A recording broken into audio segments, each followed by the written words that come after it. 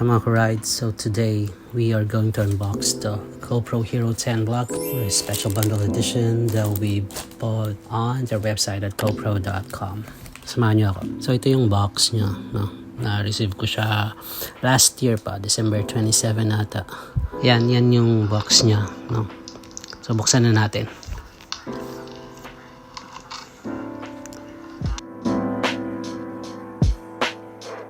So ito, merong envelope. Tingnan natin kung ano laman later. Kasi natin, oops, hindi yata masok yung isa. Teka. Okidoki. So yeah, right at the get-go, you can see the envelope. Tingnan natin ang laman. Mga ba to?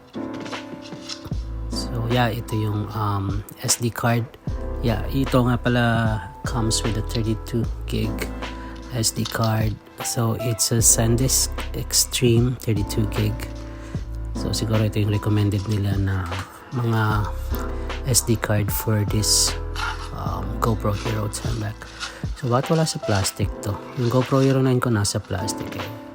So ito, yan yung resibo from GoPro. Yeah, pinili ko siya directly sa GoPro website para meron akong discount. Kasi meron na akong GoPro subscription. Meron akong like ilang percent discount. I don't know. I forgot. So here it is. The GoPro HERO10 in the box. Out of the box. Ito makikita nyo. No? Usually may plastic to eh. Ako yung akin nakahiwala yung plastic. Bakit kaya? So ito nga siya. HERO10 Black. Buksan natin. Oh, sarap. Sarap talagang feeling na nag-unbox. Ano? Yung talagang gustong-gusto ko eh pag nag-unbox. May mga na-unbox na ako pero hindi ko man na-video. So today, yeah, gamitin natin yung ating unboxing skills dito sa GoPro HERO10 Black. Yeah, makita nyo. Yeah, katulad ng sabi ko kanina, it's the special bundle edition. So may mga kasama siya, ating mga kasama yan, may kasama siyang tripod, yung shorty, tapos itong clamp, tapos dalawang battery, may kasama siyang dalawang battery. So yan yung ma-expect niya, 23 MP, 5.3 case, 33 foot, and then what else pa ba? Yan, yung QUIK, yan yung app niya. So you can just plug and play. Pero kailangan mo yata itong i-update, ano? Yun yung narinig ko, kailangan mo siyang i-update first before mo siya magamit. So titignan natin. So out of the black bag, yan, makikita nyo may kasama siya nito. Lagi naman may kasamang ganito eh, GoPro stickers. So you have three GoPro stickers and like a quick installation or a quick guide. Andyan lang siya. Tapos yung kanyang mga safety or warranty information, I don't know what's that. Yeah, it comes from a different languages. And then ito yung mga battery, no? So dalawang battery siya. Bango. Sorry, sarap ang ngayon pag bago talaga eh. Ito yung pangalawang battery niya.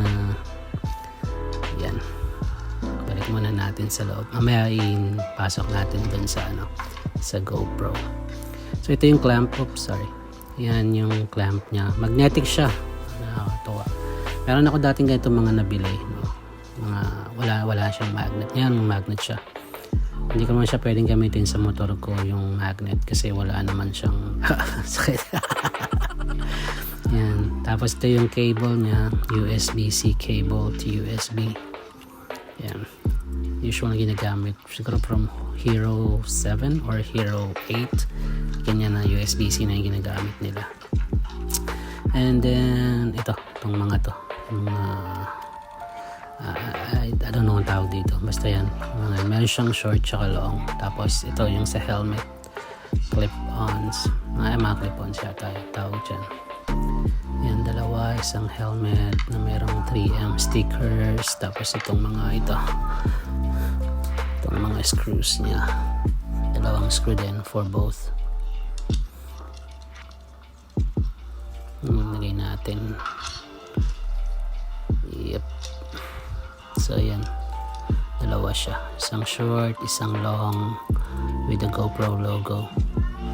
And then yeah, I think this is the short the shorty tripod. Yeah, it is. May paper pa siya. So yeah. Yeah, may GoPro logo rin siya doon. Tapos na-extend siya. No, shorty siya, maliit lang talaga siya. Na-extend lang siya ng kaunti. Tapos pwede mo siyang gamitin pag nakatayo. No? Pwede mo siyang dalhin kahit saan. And then, oops, sorry. The GoPro HERO10 Black. Tanggalin natin muna yung mga plastic. Oops, ay yung papel muna. Ito muna nasa gilid para makita natin ang itsura. Tapos masok ka naman. Yan ka lang sa loob. Yan. Ito ang GoPro HERO10 Black. Oops, kopya. Yan, GoPro HERO10. Yan yung itsura niya out of the box. Tingnan natin mga plastic. Yeah, it's so satisfying, ano. Kapag nagtatanggal ng mga ganyang plastic, napaka-satisfying niya. And then this one, siyempre yung sa likod. Yeah, sarap. Yan, top. So yan, HERO10 Black. It says HERO10 Black. May blue siya na logo, or it says HERO10 Black. Tapos yung logo niya blue, GoPro. Yan, para makita niyo, tagal naman mag-focus. Ayan, GoPro. Ito yung back, ito yung gilid niya. Ito yung GoPro HERO10 Black.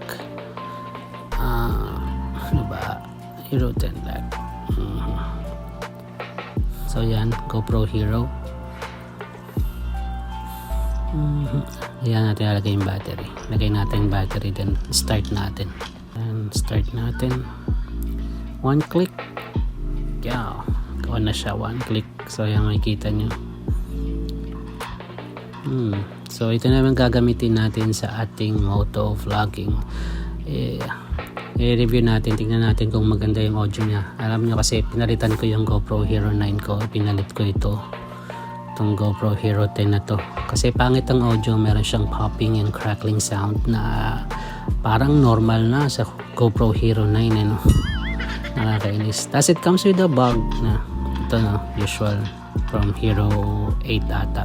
Oh, meron na siyang ganyang bag na carry-on case. So ito yung mga kasama niya sa lahat. Everything is there. The SD card, 32 gig, batteries, sticker, and then ito yung shorty tripod niya.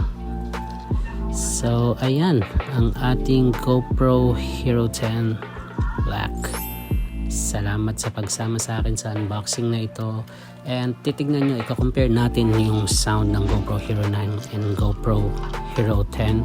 Meron akong clips na isasama dito sa video na ito. Mamaya tingnan nyo kung anong difference at malalaman nyo kung bakit ako nagpalit from GoPro Hero 9 to GoPro Hero 10.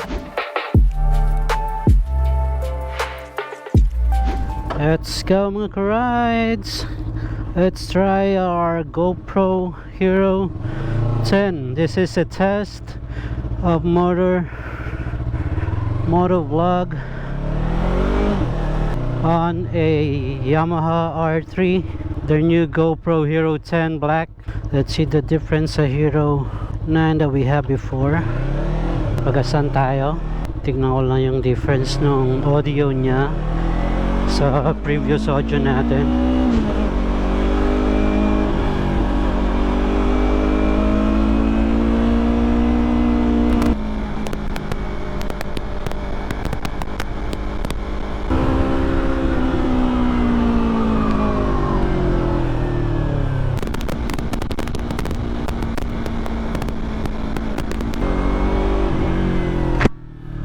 Try.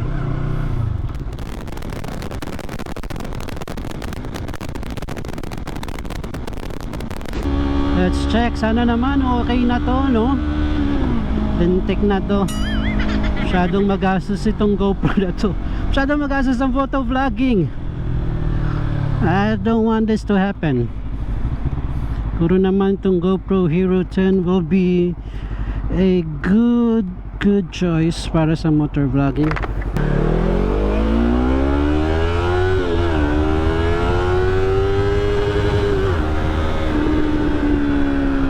Oh yeah, sarap talaga magmotor mga ka-rides.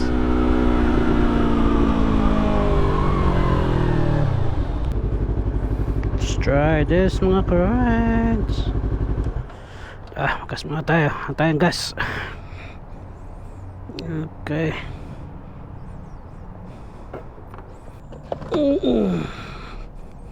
Let's check this. Look, rides. Siguro magkaka $12 tayo today. I don't know how much ba. It's 47.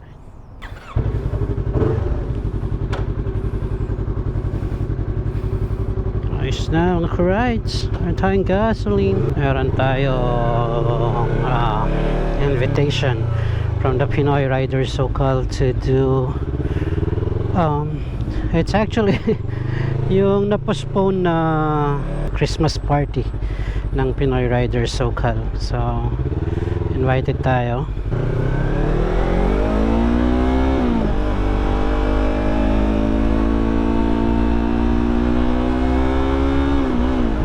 Sana naman sa high speed okay na yung ano niya, no?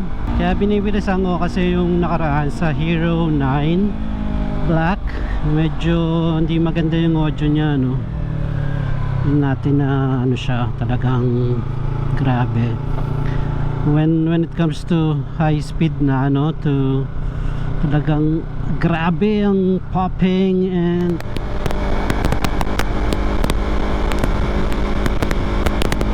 nabi ang lala. Sana dito hindi na ganun ano.